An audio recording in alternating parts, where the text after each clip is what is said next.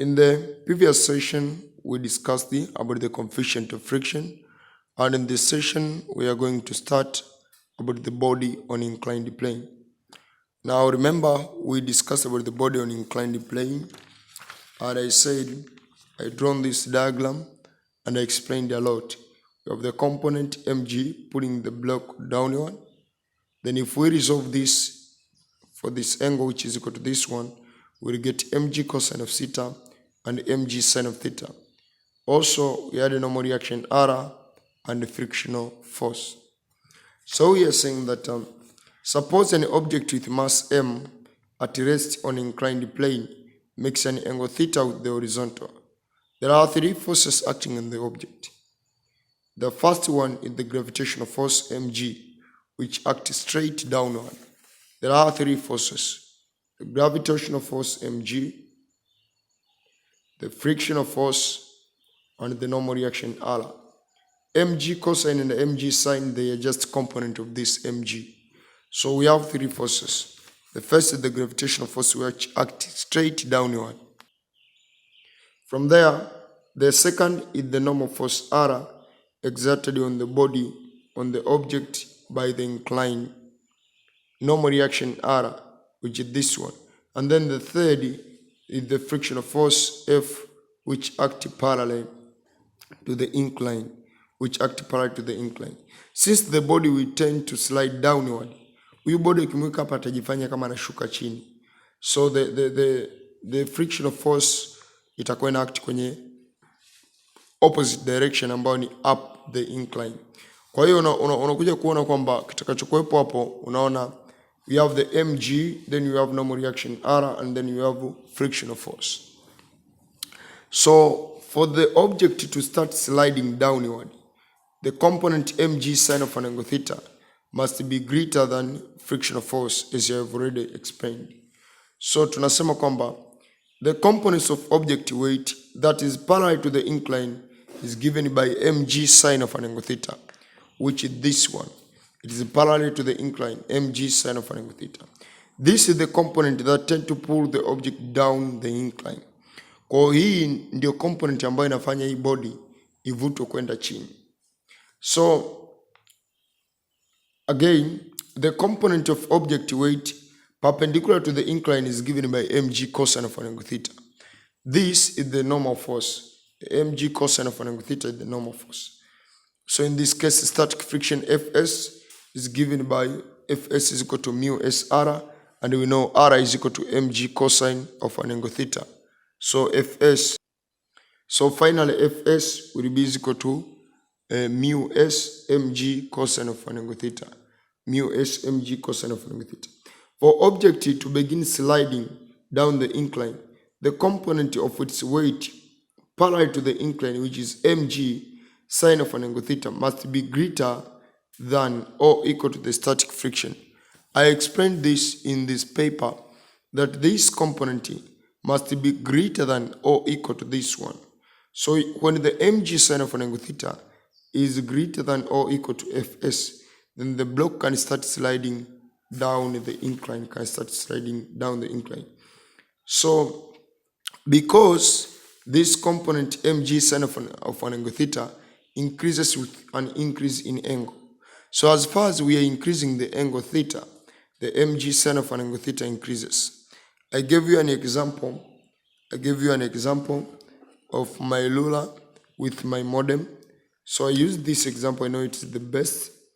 And then I said that if I start lifting the ruler, the modem will not slide. But as far as I'm increasing the angle, at a certain point, the modem will start sliding. So at that point, that means the component mg sine of an angle theta, it may exceed frictional force. Mg sine of an angle theta may exceed frictional force. So tunachokisema ni kwamba, if the angle of inclination for the object to start motion mg sine of an angle theta must be greater than mu s mg cosine of an angle theta. If the angle of inclination theta is slowly increased, imekuonyesha mfano hapa of my ruler with my modem. If the angle of inclination theta is slowly increased, then mg sine of an angle theta increases, while mg cosine of an angle theta decreases. At a certain angle theta 1, mg sine of an angle theta 1 is equal to mu s mg cosine of an angle theta 1. Kwa hiyo hapo ni in case tunafanya kazi ya kuongeza hiyo angle pole pole.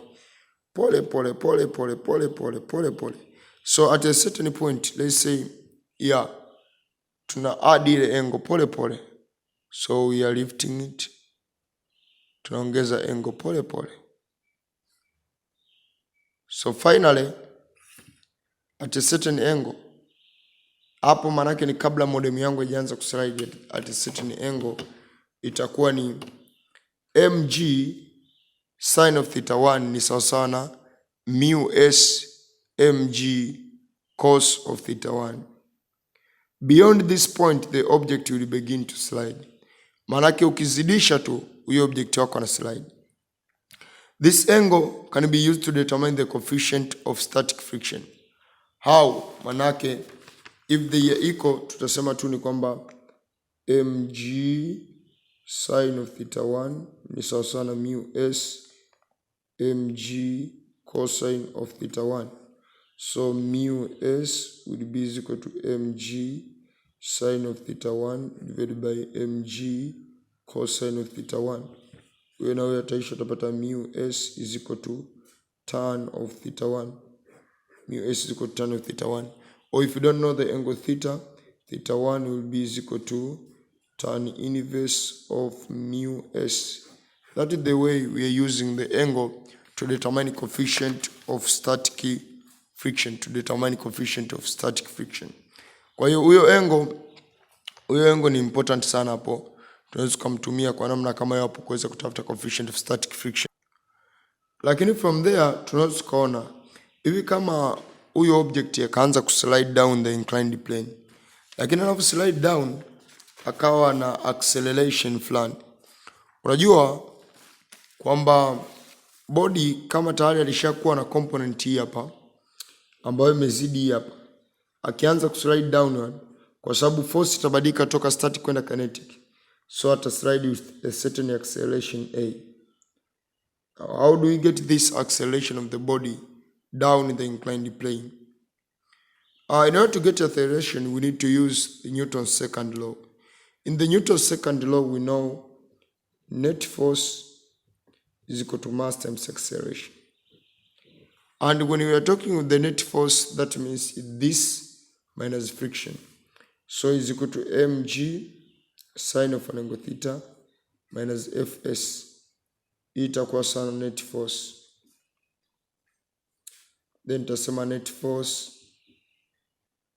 is also na mg sine of an angle theta minus mu kinetic hapa itakuwa mg cosine of an angle theta. So tutapata ni mg sine of an angle theta minus mu kinetic cosine of an angle theta. Then from there kutakuwa na ma, which is equivalent to net force. So m with m will be over, a will be equal to acceleration due to gravity g sine of an angle theta minus mu k cosine of an angle theta. So even if ambavyo tunaweza kupata acceleration of the body anaye move down the inclined plane, Lakini kumbuka pale mwanzoni tulikwambia kwamba tukiongeza angle polepole, tukiongeza angle slowly, at a certain point tutafika ambayo static friction will be equal to mg sin of an angle theta. Hiyo angle tuliita angle theta 1. So at that point manaki body ataanza kuslide. Lakini tukianza kudecrease angle, tukidecrease angle slowly, kuna angle tutafika ile body ata move downward without an acceleration. So it move downward with constant velocity. Hiyo angle ndio tukamuita angle theta 2. So for example, in our circumstance, that means, so I can't demonstrate everything because I'm not in the lab. But in case for our circumstance, if you increase the angle,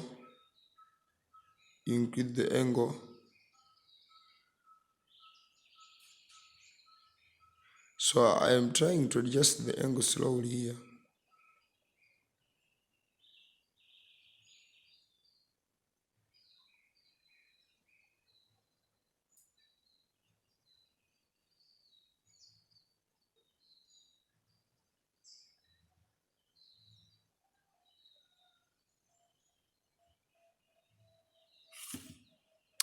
Oh, I have failed.